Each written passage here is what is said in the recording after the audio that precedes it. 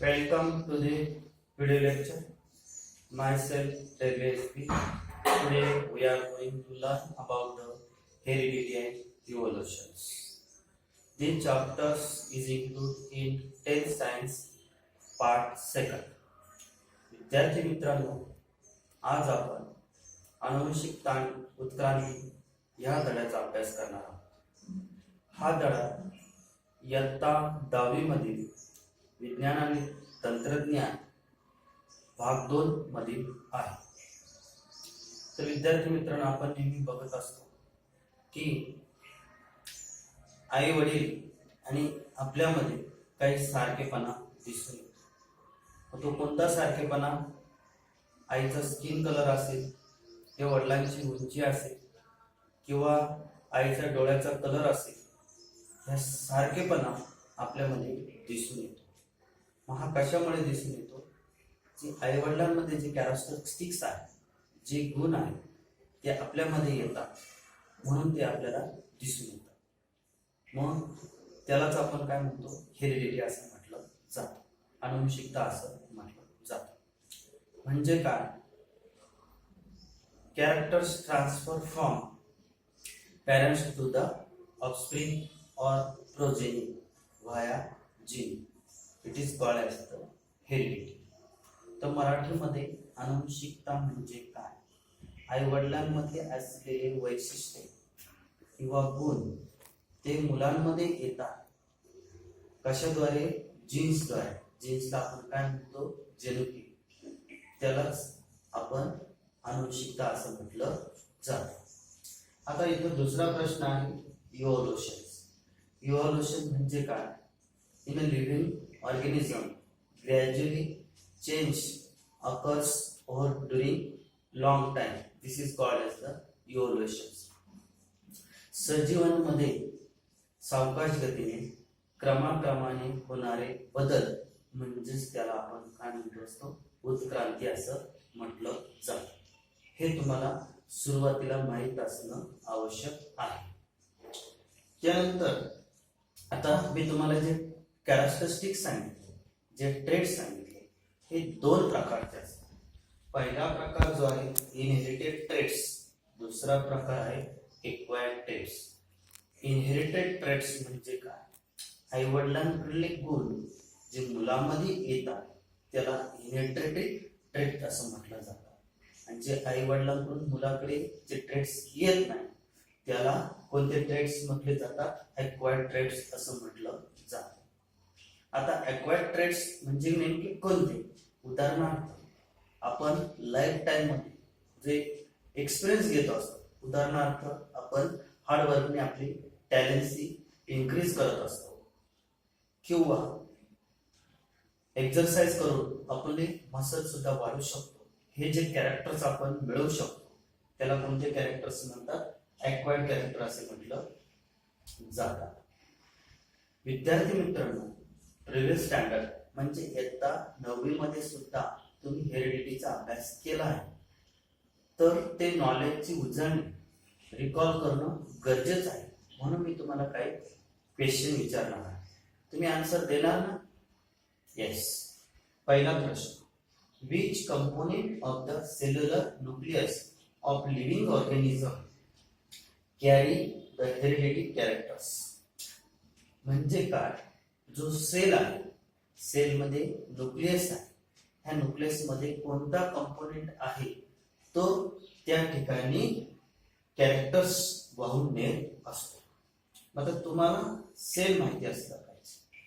हा सेल जो आहे त्याला आपण काय म्हटलं? पेशी. Our body is made from cell. आपली शरीर कशाचं बनलेलं आहे? पेशींचं बनलेलं आहे. Cell is the structure and function and unit. तर ह्या सेल मध्ये तुम्हाला हा जो काय दिसतोय? न्यूक्लियस.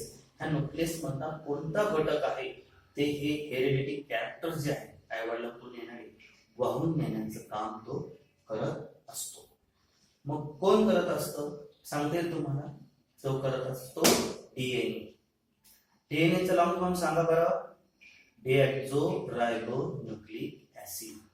हा जो घटक आहे, हा जो कंपोनेंट आहे, हेरिडिटी कॅरेक्टर वाहून नेण्याचं काम करत असतो.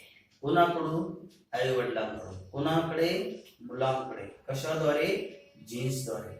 जीन्सला मराठीत काय म्हणतात? जनुकीय असं म्हटलं जातं. दुसरा प्रश्न विचारला तुम्हाला, what do we call to the process of transfer of physical and mental character from parent to the progeny. आई वडिलांकडून फिजिकल आणि मेंटल कॅरेक्टर जे वाहून नेले जातात कोणाकडे? मुलांकडे. त्या प्रोसेसला काय म्हटलं जातं? सांगा बरं. हेरिडिटी असं म्हटलं जातं.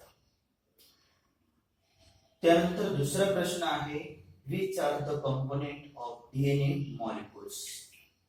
डीएनए मॉलिक्युल मध्ये कोणते घटक आहेत?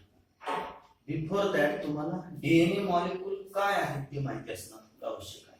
आता फिगर मध्ये तुम्हाला दिसतंय डबल हेलिक्स स्ट्रँड दिसतंय, त्यामध्ये डबल बॉन्ड ट्रिपल बॉन्ड दिसत आहे आणि ह्या बाजूला नायट्रोजनस बेस आहे ते पण दिसत आहे.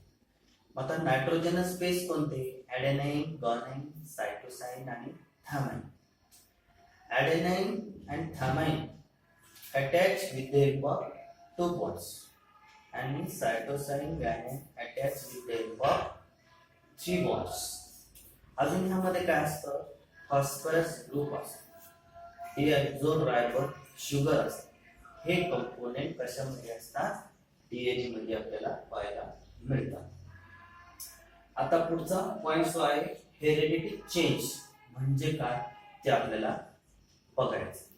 हेरिडिटी चेंज मध्ये काय आहे की organism reproduce the offspring. Minor variation occur due to inaccuracy DNA copy. इनॲक्युरेसीच्या डीएनए कॉपीमुळे आपल्यामध्ये व्हेरिएशन पाहायला मिळतात. म्हणजे कसं की आपण आणि आपले आई वडील यांच्यामध्ये आपण सारखेपणा दिसून येत नाही. We do not look like similar to our parents. हे कशामुळे होत असतं? इनॲक्युरेसी डीएनए कॉपी व्हेरिएशन पाहायला मिळतात. म्हणजे 100% कॅरेक्टर्स आपल्या आई वडिलांकडून आपल्यामध्ये येत नसतात. म्हणजेच त्याला आपण काय म्हणतो? व्हेरिएशन असं म्हटलं जातं. म्हणजे अनुवंशिकता बदल पाहायला मिळतो. त्यानंतर तुम्हाला मी जीन्स सांगितलं होता. हा जीन्स जो आहे तो ह्या पद्धतीचा असतो. जीन्सची डेफिनेशन सांगते तुम्हाला. It is a segment of the DNA or part of the DNA. त्यानंतर तुम्हाला पुढचा प्रश्न दिलेला आहे या ठिकाणी की John Gregor Mendel's final of the modern genetics. तुम्हाला प्रश्न विचारला जाईल, who is the final of the genetics. अर्थात उत्तर आहे मेंडल शास्त्रज्ञ. जो जेनेटिक्सचा जो पाया जो रचला आहे तो कोणी? मेंडल या शास्त्रज्ञाने. त्याला फादर्स ऑफ जेनेटिक्स असं म्हटलं जातं.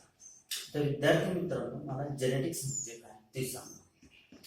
जेनेटिक्स म्हणजे study of heredity and heredity change. अनुवंशिकता आणि अनुवंशिकता बदलचा अभ्यास म्हणजे काय? जेनेटिक्स असं म्हटलं जातं. त्यानंतर पुढचा पॉइंट बघायचा आहे.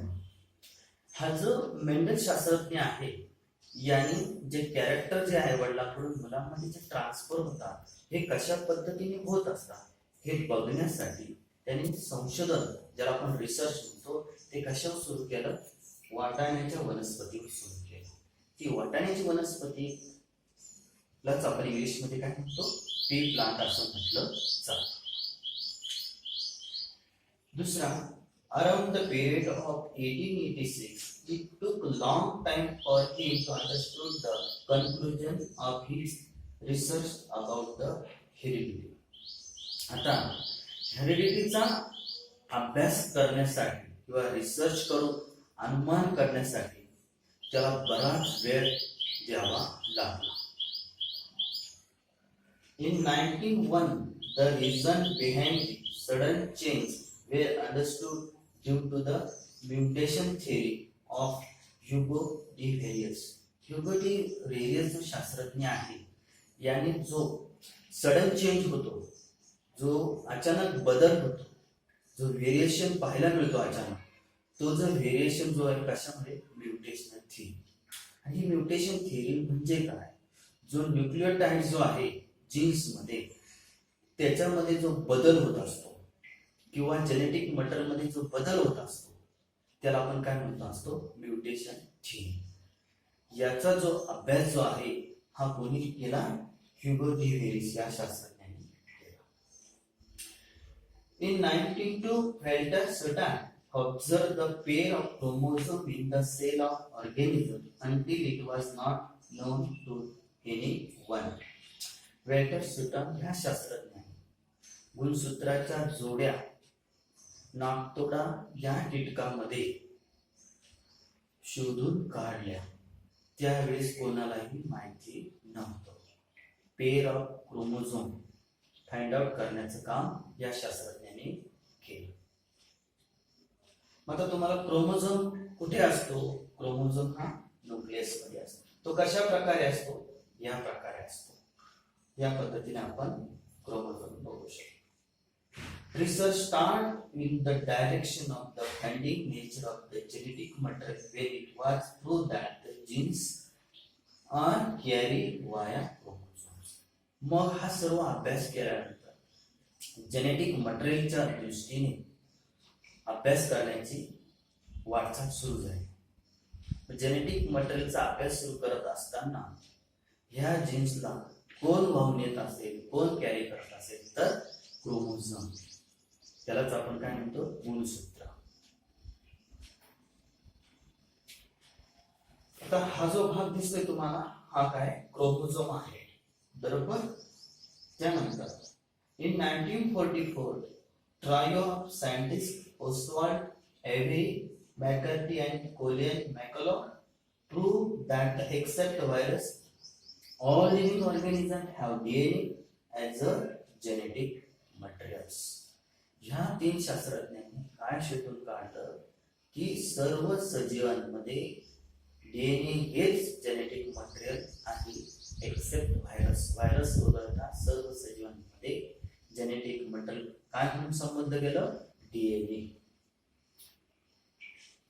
In 1961, the French geneticists Francois Jacob and Jacques Monod proposed a model for process of protein synthesis with the help of DNA in a bacterial cells.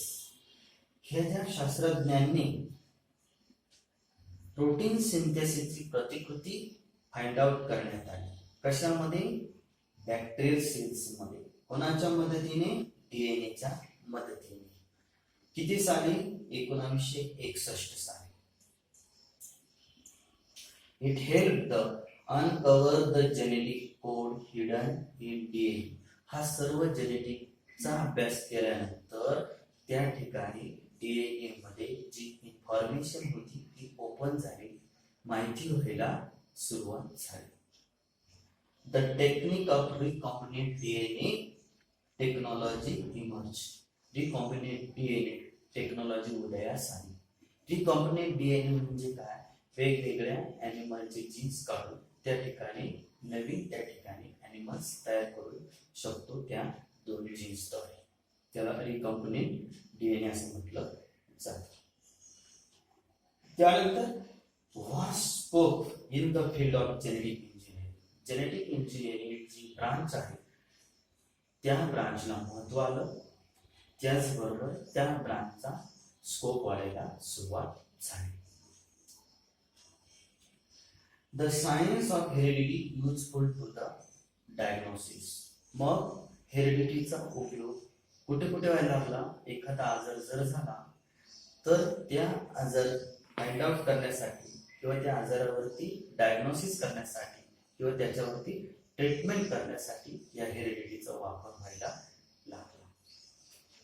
त्यानंतर prevention of heredity of disorder.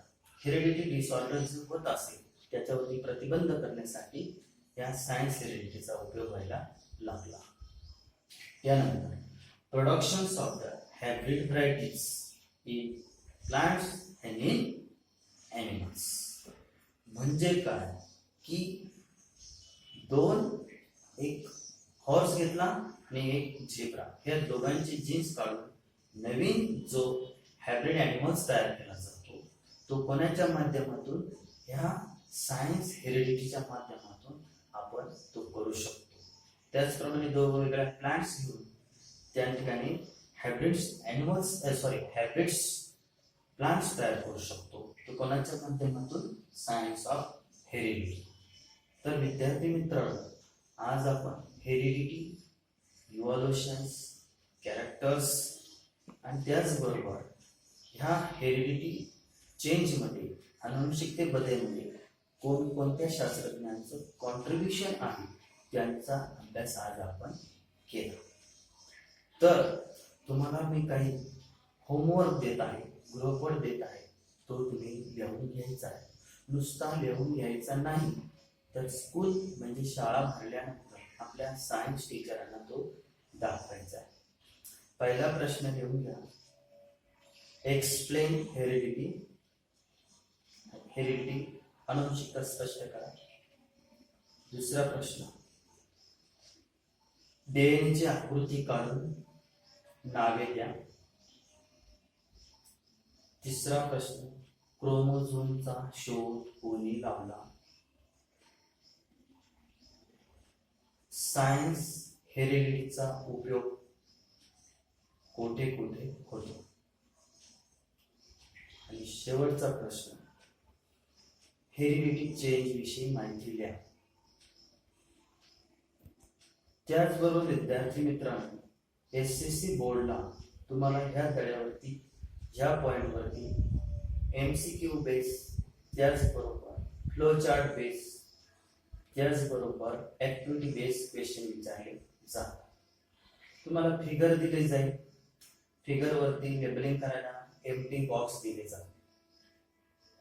Flow chart मध्ये तुम्हाला माहिती दिली जाईल, काही empty असेल त्या ठिकाणी तुम्हाला ती माहिती भरायची असते. जाता जाता तुम्हाला मी एकच सांगेन की अभ्यास कसा करायचा.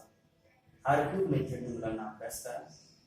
पहिला आर म्हणजे रीड करा, दुसरा आर म्हणजे रिकॉल करा, तिसरा आर म्हणजे रिराईट.